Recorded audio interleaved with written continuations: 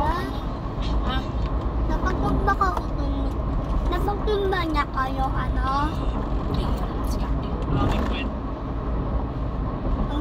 Napagtumba niya ba yung, ano, yung 54 na company na airplane? Hindi ko alam, sino ba yan? Maraming kwento tungkol sa galing ng ilang mga Pilipino bayani pagdating sa pagkikitigpa sa lupa. Pero mayroon din tayong mga mandirigma sa Himpapawid.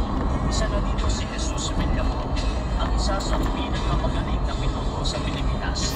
Noong 1941, tinabanan ng grupo na pinaguluhan ni Villamor ang 54 Saka niya siguro yung pangalan niyo, ano na? gamit ang kanilang lumang Boeing T-26 shooters.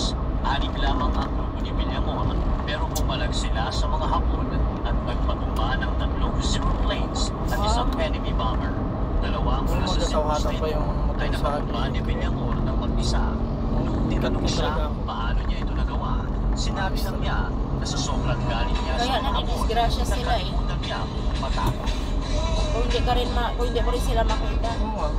Naman na kayo na ba yan, ha? Oo naman. Sa kanya siguro pinangalan yung Villamor Air.